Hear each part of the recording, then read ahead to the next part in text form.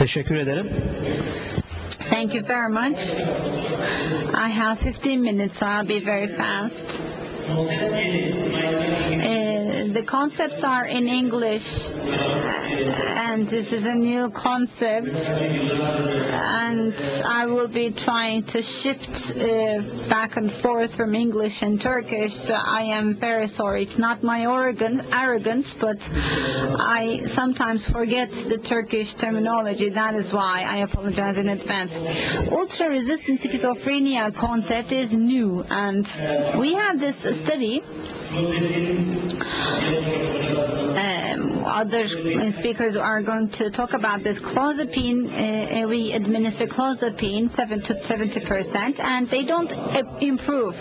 So we have to come up with this definition. That's the idea of this new terminology. That's ultra-resistant schizophrenia. Why do we need this term, the term treatment resistant?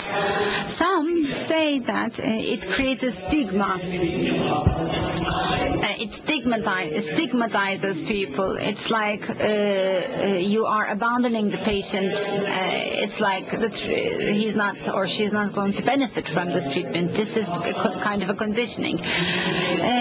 There are stigmas in the industry, stigmas in the patient, but I don't believe that.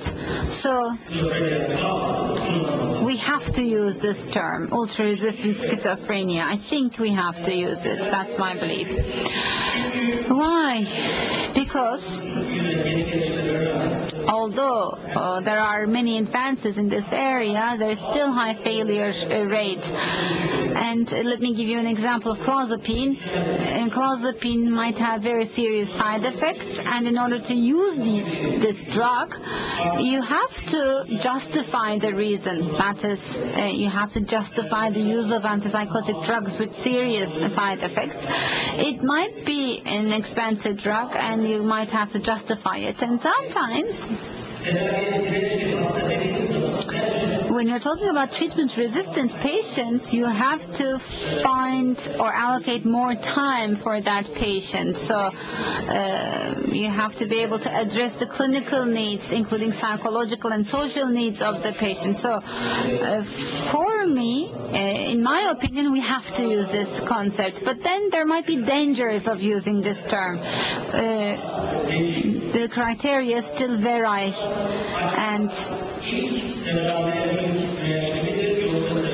maybe the unnecessarily strict criteria may mask the fact that the treatment failure is common and treatment response is continuous. And when we use this term, when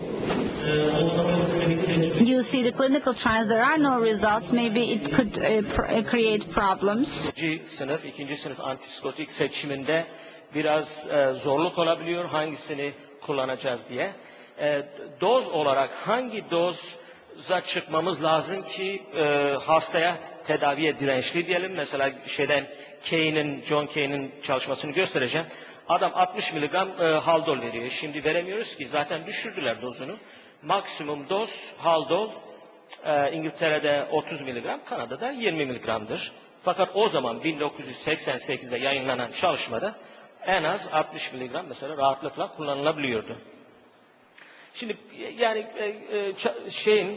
şizofreninin tedavisi iyi değil. Farmakolojik olarak yaklaşık %40'a yakın hastalara pek yardım edemiyoruz. Hatta bu bence yükselir eğer baktığımızda tamam %40 ama problem yaratmayan hastalar %40. Sosyal domainlere baktığımız zaman veya psikopatolojilerine baktığımız zaman veya ilk olarak erken tedaviye cevap veriyorlar fakat daha sonra relapse oluyorlar. Daha bu 60'a 70'e falan çıkabiliyor. Bu zaten veriler de bunu gösteriyor. Meta analizlerle %60 yaklaşık zayıf şeyini gösteriyor. Poor outcome'ı gösteriyor ve artık kimse yani şizofreni olan hastaları profesyonel olarak bir maaşlı iş tutmaları veya sosyal entegrasyonları çok zor oluyor.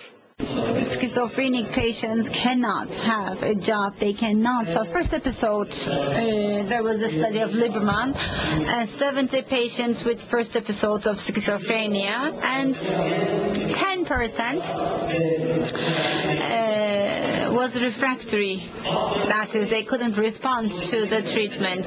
Some suggested clozapine or other CBTs like augmentation therapies.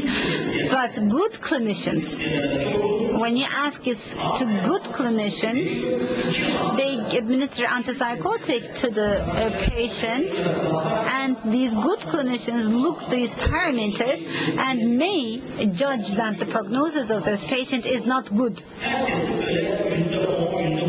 I mean, 10%, 15%.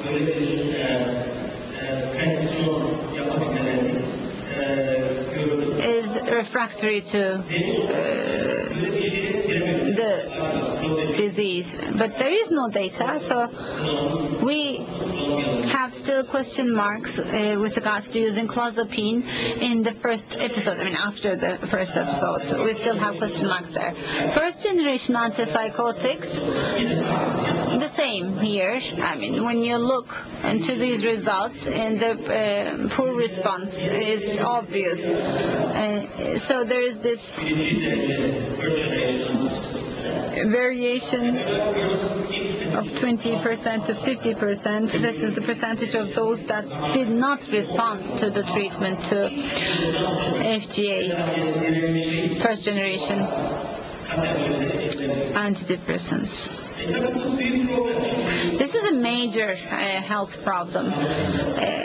For example, statistics in the USA, it is approximately 500,000 treatment-resistant schizophrenic patients, and these patients are hospitalized. They are inpatients, and in terms of safety assessment, it's a risk for them to remain hospitalized. So they don't respond to psychotherapy as well. What do we do? What do we do next? Let me be rather fast. The first thing that we have to do is that, first of all, we have to see if our dosage is good. Maybe we should first start with an organic disorder. If we want to verify our diagnosis, exclude organic disorders. The contact with the patient is very important. Clinical eye is very important. You have to know the patient very well. You shouldn't forget the fundamentals of psychotherapy, psychiatry. The history of the patient is very important. You cannot ignore this. All the lab work should also be done. Anyone coming to our own clinic assessed according to these. We have differential diagnosis guidelines. Yes, it is kind of costly, but then again, we can say that psychosis of this patient is, for example, functional. And then we would like to see if there is an underlying psychiatric cause, if it's a brief reactive psychosis or a factitious psychosis. We also want to learn about the drug abuse, all the cardiac drugs, or all the other drugs. Of course, we have to also review these. By the way, those who would like to get the slides can have them. In Albertine in Canada, for example, there are those people working for the industry, for example, and in those industrial zones we would like to also see the toxicity in the patients, metabolic disorders, nutritional facts. For example, alcohol addiction sometimes may be neglected in the patients. Korsakoff psychosis is observed. For example, there is this patient diagnosed as schizophrenia, but when we dig into it, it's Korsakoff psychosis, and then we dig into the neurological disorder. So we scan the patient in a thorough manner. Then we reviewed the treatment. For example, and this is a treatment, a clozapine equivalent, 4 to 6 weeks. We also reviewed the duration of the treatment. Did he adhere with the medication? Did he comply with the treatment? We also reviewed that. And then why did the patient discontinue this medication, and is it because of the side effects, were there sedation, weight gain, and so forth? We also ask these questions, and then we see that, for example, the patient is only administered antipsychotic and then discontinued. What about other psychological treatments like family therapy? Is there family contact, or is compliance also reviewed? So you have to make a thorough examination of the patient.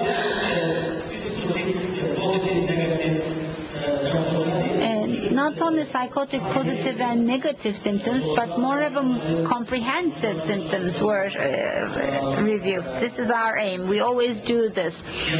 So a general assessment of or a holistic assessment of the patient is needed. This is a must. So let's look at the evolution of this terminology. And it is still evolving, actually. In 1970s, it was poorly defined, and in 1970s, if the patient was a chronic, if the patient was an inpatient for more than 2 years, then it was a treatment-resistant schizophrenia. But it was a very poor or a vague definition back then in 1970s. So the one and only criterion was this long hospitalization, more than 2 years. But some psychologists, psychiatrists stated that no, we have to remove only the positive symptoms. We do not believe on the others. If there are positive symptoms, then the patient is treatment resistant, and the other psychopathologies are not included. As the definition evolved, John Kane was the head of the psychology department, and the first thing he wanted to do was to focus on treatment resistant patients. Of course, he had to identify first of all these patients, and then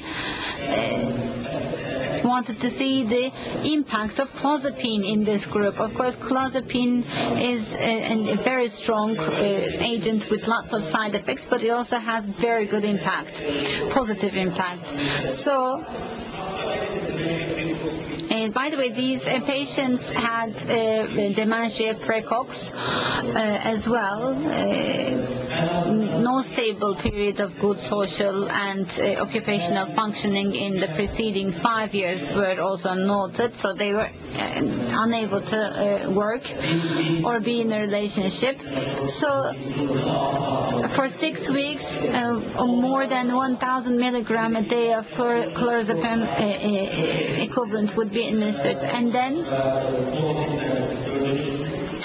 you do a rating and you see that there are more than 4 positive symptoms. So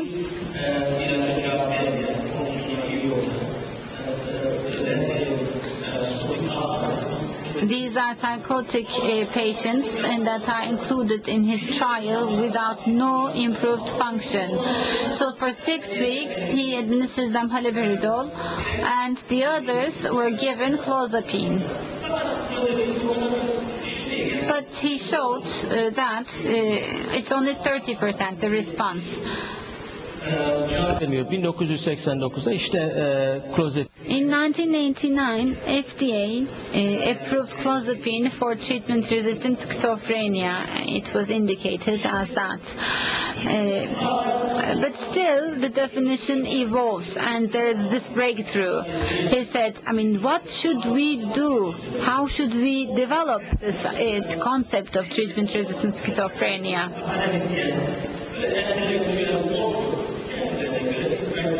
And each and every academician came up with their own intellectual criteria. This is the Keynes criteria, as you can see. And in Lindenmayer said that there should be 3 three different chemical classes of antipsychotics, with one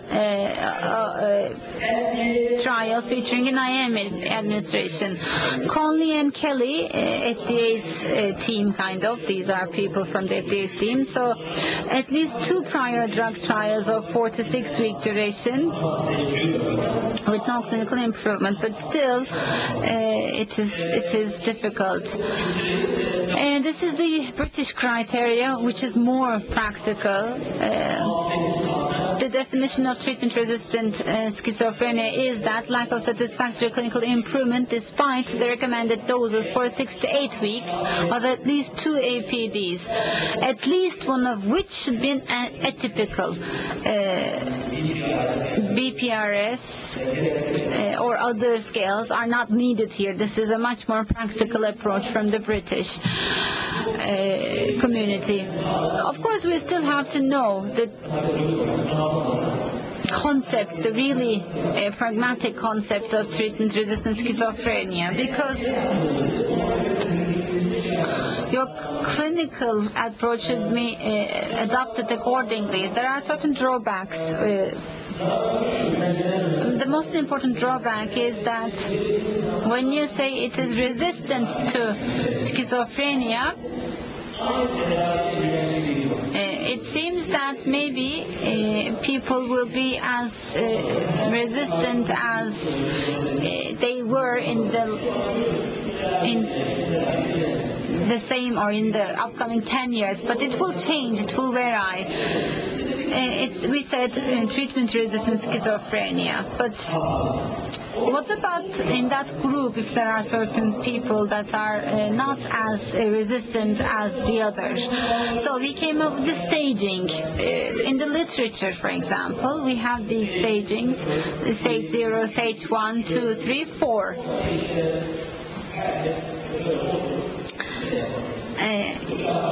People did this, everybody can do this,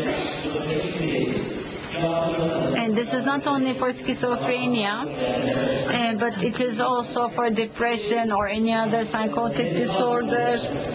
It's a medical model. They would do it in the pathology, for example, prostate CA is diagnosed, and then they take biopsy, and then they stage that. It's like that, but it's not that common in our practice. This is the staging of Australians. It's much more detailed, but then again, it's not used in a practical manner. We do not have time. Maybe it's much more subjective.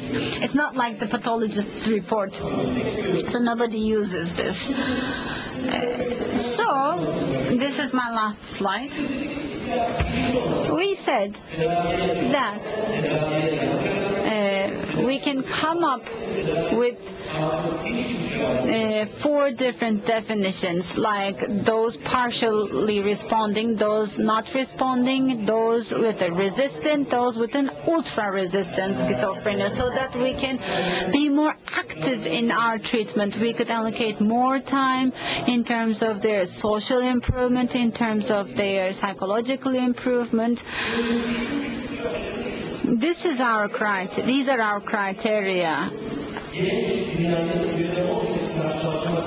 And those that are willing to work for 18 hours, they can come to me, and then we can publish an article. I'm not sure. We can write the article, but I'm not sure if it's going to be published. Anyway, defining ultra-resistant schizophrenia.